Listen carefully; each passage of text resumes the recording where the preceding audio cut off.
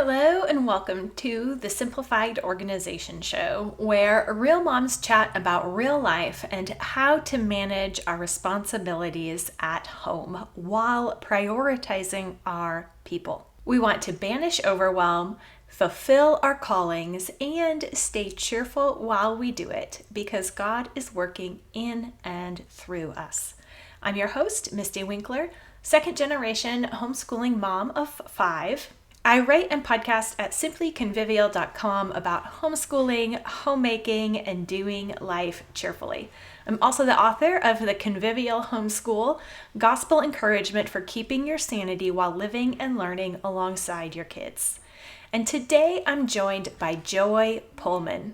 Joy is a happily married mother of 6 whose kids are ages 11 and under. And she is also the executive editor of the Federalist, the top publication for new right ideas. She and her husband are the co-founders of a classical Charlotte Mason Christian school, and they are both graduates of Hillsdale College, where they met. This is part 2 of my conversation with Joy, where she continues giving us the good tips about managing life done well with and for our people, prioritizing our family connections, mothering, and feeding people, which is a full-time job in itself.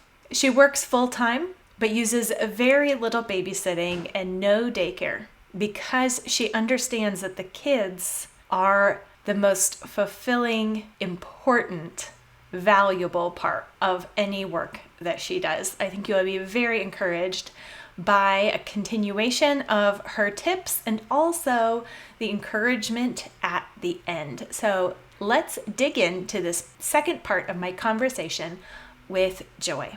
And now I know you also had meal tips, right? Yes, I consider myself kind of a high octane mom. So there's some people who I would say are more like feminine women who are more intuitive and like creative and like their iterative process is slower. I'm a type A person, probably obviously just from like the things that I do. So, I mean, I've always felt super confident about the practical things about being a wife and mother. The thing that I really need to work on a lot is the emotional skills of mothering. So when you talk about overwhelm and work me through that, I need all of the help I can get on those aspects. And I'm really sponging up, all the, your guidance and your assistance there. So I thought, I could really bless people at what I'm good at today. I guess I came up with 4 different specific tips related to handling meals and groceries. And I know that's for some women, getting that meal on the table for dinner or the breakfast can be a really, it's a real block for them. For me, it's no problem at all. Like I said, I have other struggles, but those practical things really aren't it. So one thing that I wanted to share for ladies, wherever they are in the spectrum of meal capabilities is, there's this book series called Artisan Bread in 5 Minutes a Day. If you just search for that, you'll find it. I got myself a used copy on, this, I think it's bookfinder.org. I actually transitioned to using that basic recipe through sourdough after a friend taught me how, but you don't have to do it sourdough. You can do it with regular old yeast. So it's very simple. And it's basically, I always have a batch of this dough, a double batch, because we have a big family, double batch of this dough in the fridge. And I use it to do like just anything. If I ever have a meal emergency, then out comes the dough that's already there. It's, ready to plop it into the oven within half an hour, 45 minutes. It also freezes really well. So that's kind of my backup, as well as I use it as a staple. So I'll bake bread on the weekends often, and I make my breakfast ahead over the weekend. That's actually my tip too. But I use the breads that I keep in there to make egg casseroles, French toast. A friend of mine who does this, she's a full-time mother. And what she does with her dough is she keeps it in reserve for if the kids bring a friend home or a family spontaneously comes over for dinner. She can just basically double the calories available to her guests by pulling the bread out and adding it, to whatever dinner she's making. So I found that to be a huge lifesaver, and it goes with basically any meal that you want to do. I mean, I can throw meat and cheese into the middle of that dough and make kind of like pasties or a meat turnover. I can just make the dough to a normal bread and have toast or peanut butter or open-faced sandwiches or whatever on there, or it can can be rolls for dinner. As long as I have that dough in the fridge, I'm at least an hour, 40 minutes away from putting some great food on the table that took me Mhm. almost no work to put together. So the second one that I do, I just mentioned, I meal prep both breakfast and dinners on the weekends. So I'll get out my meats ahead of time. Sometimes I'll brown them. I'll chop a lot of like my onions or the things that will last for a long time. I often prep, like I wash all my salad greens and then throw them into big giant bags, and then I just pull them out and throw the veggies on top at mealtime. And I also prep my breakfast over the weekend. So, I'll make a batch of scones and stick dough either in the fridge or in the freezer, and we'll pull them out throughout the week. Same with muffins, breads, with like breakfast casseroles. I do an egg casserole probably every other week, sometimes every week. So when I prep those over the weekend, I'm actually going to be this summer. I use summers as kind of training for my kids. So this summer, I'm going to be upskilling my older two kids in some of their cooking skills. They're 10 and 11. But right now, what I do is I prepare it on the weekends, and then it's their job to get it on the table for their brothers and sisters. And so that makes it fits their level of where they are. But so anyway, so this summer, after I teach them some things, they will be making the things on the weekends and then serving them to brothers and sisters. So that was actually my third kind of way of handling. Man, Misty, you talk about this all the time about, there's so much food for all the people. I mean, I just feel like sometimes like I'm running a full service restaurant. I feel like I just turn around, I just clean up the kitchen, and someone says, Mom, I'm hungry, which can be really disheartening. It's just so much food that I have to cook for these people, and they aren't even teenagers yet. I have like lots of strategies because I have to use them all at the same time because I have to make so much food. And we eat almost all, we make almost all of our own meals, both for nutrition and for the savings. So that's a lot. That's a lot for mom. Anyway, so my third strategy is having my kids help with things like that. So I have a list of snacks on the fridge that they can make themselves that are actually nutritious. So things like, have a cheese stick, have a hummus and a carrot, have what else do I have on there? Pull out a muffin or make yourself peanut butter toast. Things that I know that my oldest kids are 11, 10, and 8. They can put peanut butter on a toast. They can put peanut butter in a celery stick and make ants on a log, and they like to do that. The only thing they fail to do is clean up after themselves. So we'll be working on that. So and I kind of related to that. So my kids, every summer I try to teach them like life skills. We kind of do like workshops, home workshops, just mom and the kids. I invest time in intensive training of my kids. So last summer it was cleaning the toilets, vacuuming, just things I feel like they're capable of doing, but I have to like train them over time and monitor them so that they actually do a good job and learn how to do it. So this summer we're going to be doing, I call it, it makes my kids excited when I call it family summer camp. Nice. So it's literally us just, making a list of things that I think are easy enough for them to do. But if I call it summer camp and they know that their aprons on, then it's really exciting. So, and then the last one I was going to talk about food is like ways that I cut costs, because I think a lot of people are especially really worried about food costs now. Yeah. And so we, as a big family, we do buy in bulk, and I know people do things like Azure. I haven't used them. I tend to buy it from a store called Country Life Goods. Folks can just search that up. Part of the reason I do that is we're not like a huge food storage kind of family. I try to keep like my shelf stocked, so because of the shortages over COVID and things. Not only do we eat a huge amount of food, but I like to keep my shelf stocked so that our huge consumption of food, is available to us. And if I miss a grocery run or two, we're still fine. But the other thing is, if you're thinking about an inflationary economy, if you're buying like 3 months of food ahead, you're buying it, before 3 months of inflation has taken its toll on the prices. So that's a way that kind of just helps you, even though we're probably going to be spending more, it helps you not spend so much more with all this food that at least people with big families like me, have to buy. And then I do things that probably a lot of your readers will know. I was a homeschool graduate. And so I feel like homeschoolers are, tend to be very skilled, like they have life skills more than other people and practice doing practical things. So, I grew up, we had a family garden, and I still do gardening pretty badly. But I'll freeze my own garden produce as well as farmers market produce, because if you buy in season and then freeze it and save it for later, then you're buying at peak nutrition as well as the lowest price, because there's the availability of food at that time. And so I do things like I pressure can my own dried beans, like my kidney beans and things, and that also helps with having like food quickly available that I didn't have to buy a premium price for because I canned it myself. And then the last item is, like I mentioned earlier, if you make your own foods, like your breads, your snacks, your salad dressings, or just meals in general, it's obviously way, way more economical and nutritious to do more of your own home cooking. And the more of that you do, the more money that you're saving. Mm-hmm. Yeah. And the more, connection it provides, to the food and as a family too, because there's more opportunity there to bring the kids Oh yeah. in and make them a part of the process and To see be where honest, it all comes yeah. from. So, for example, when we have, grandparents come in from out of town, they often want to take us out to eat. And I actually enjoy eating out more when my kids aren't there. Because it's like, if I'm going to pay, $100, $200 for one meal, I want to really enjoy that meal, and having Coke spilled all over the table and the 2-year-old jumping on his sister and eating her plate while she screams, that's not that enjoyable to me. But thankfully, my kids are very, very happily satisfied by takeout pizza. So that's kind of how we do our compromise when, there's an eating out opportunity. But I especially like just having the bread dough in the fridge. I have that book, but I haven't been, right now I have less fridge space. I only have one fridge right now, and I'm used to having two. Yeah, we do have two. But that just having whatever it is, having a backup, a quick thing is sometimes the make or break. Totally. Missing strategy piece to not relying on frozen foods or takeout or those kind of options. Another great thing that my husband does for me is I think everyone knows that dinner time gets pretty hairy right before the point at which the meal's about to appear on the table, which is the same point at which everything needs to be coming to its fruition meal wise at the same time, the kids are going nuts. So my husband is such a blessing. He just spontaneously will start reading books aloud to the kids in the living room. Nice. And that quiets them all down. So I guess that's one of the mealtime tricks that my husband came up with, and it's a huge blessing. That's a good one. Yeah. Mm-hmm. Yeah.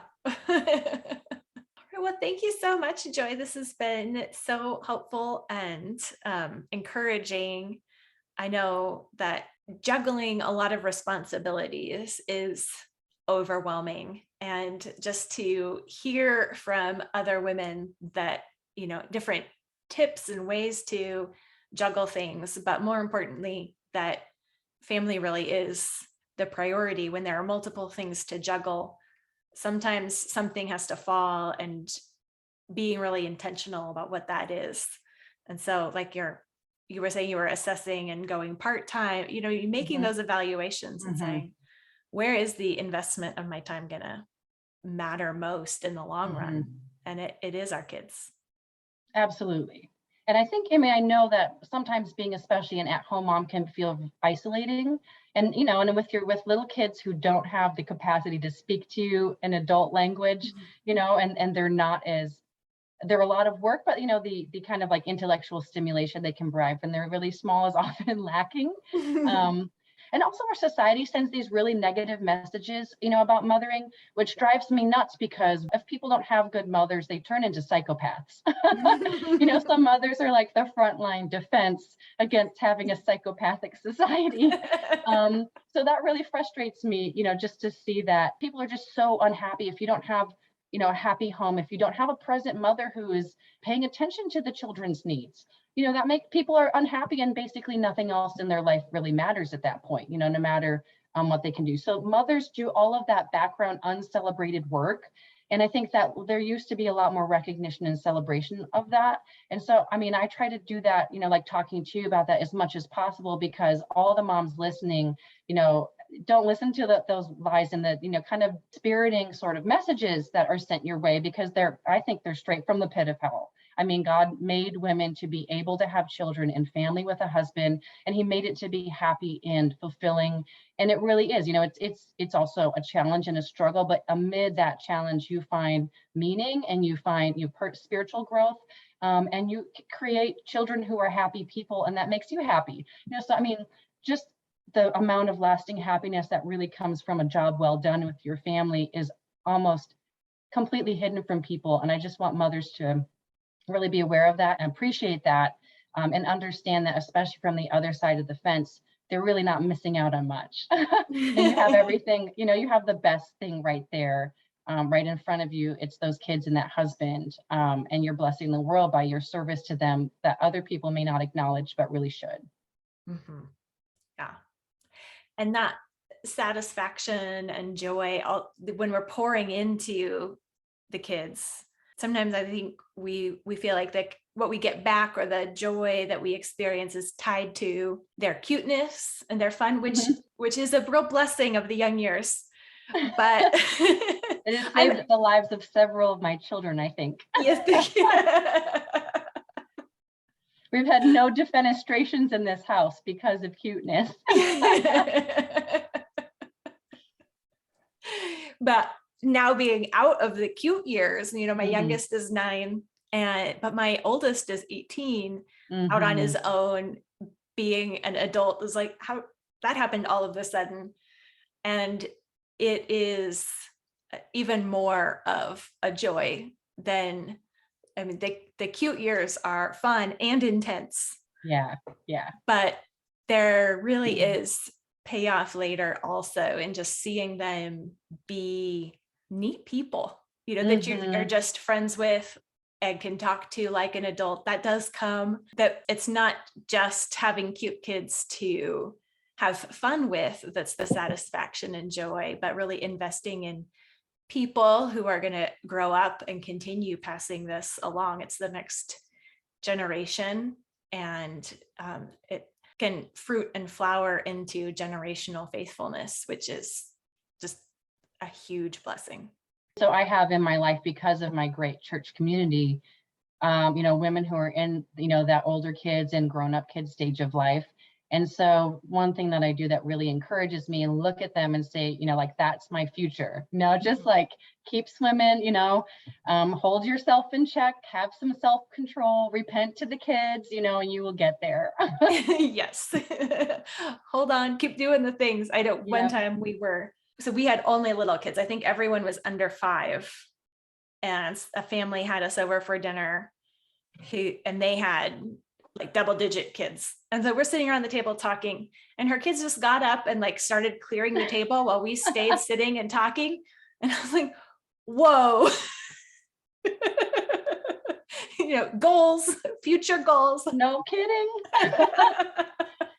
That is something that I'm going to have to remind myself of more often. Yeah, because I do.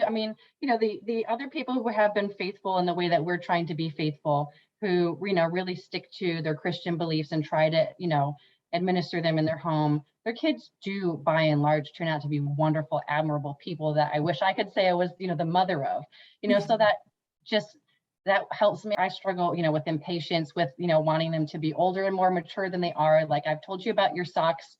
I have 2 children who like never, ever, ever, ever put their socks in the laundry, so I feel like, that every time I see a sock from these children, it's like, this has to be the 14,571st time I have said, put the socks in the laundry, but to hear that they will get that helps me kind of calm down and say, okay, he will not be 18 years old with, well, maybe he will, but I was like,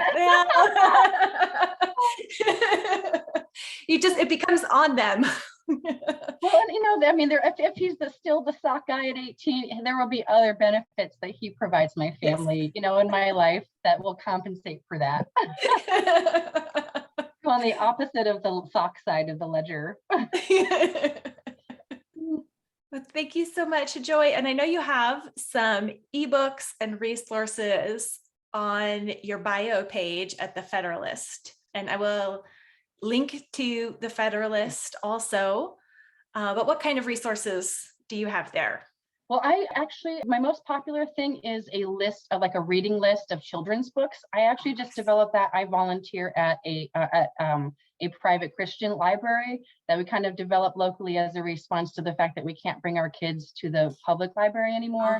And so as part of that, I, helped filter the books and, read a lot of them with my kids. And people keep asking me for book recommendations. So I put them in a little list. So that's like my top item there. I'm right now working on a similar thing, but focused on American history, books. So picture books, biographies, and all the rest. that's my next project. But the other thing that I was interested in sharing with your audience, if you don't mind, is Mhm. I think homeschoolers are great enterprising people with lots of thoughts that would benefit society. So if you have basically a blog post or an article that you want to send me, you can just email it to me at joy@thefederalist.com. And I'd be happy to take, you can just go to the website, see the kinds of things that we publish. Misty's published there, look up her name there to we like to publish. I mean, it doesn't have to be political, it can be about religion, it can be about cultural issues, it can be about organization topics like Misty talks about, or the joys of homeschooling. There's a lot of people thinking about that now. The homeschool community is probably the highest, best functioning community in the United States. And there's lots of people who could use, your advice, guidance, and thoughts. So share that bounty in that, like that personal development that homeschooling brings to your family and to your mind. Other people need to hear that. So if you're so inclined, send it my way. That's awesome. All right. Thank you, Joy. And definitely look up the Federalist. They have a lot of great resources and thoughtful articles, and it's a great way to stay informed, which we probably ought to be, whether we want to be or not. At least a little bit. Not informed enough to be overwhelmed and despairing, but informed enough to be able to take useful, practical action. Yes. Responsible action, ideally. Yes. Which is being involved in your family, because absolutely that really is. First, absolutely top priority. Yep. All right. Well, thank you, Joy. Thank you. Joy had some great encouragement and tips here in this episode today. And you can find the different resources that she mentioned linked in her bio at thefederalist.com, which I have linked in the description below. And if mealtime troubles are getting you down and you need to figure out a strategy that will work in your household, then go to simplyconvivial.com/pantry. That's simplyconvivial.com/pantry to get menu planning resources to help you streamline feeding your people every day. And also repenting, rejoicing, and repeating while you do so.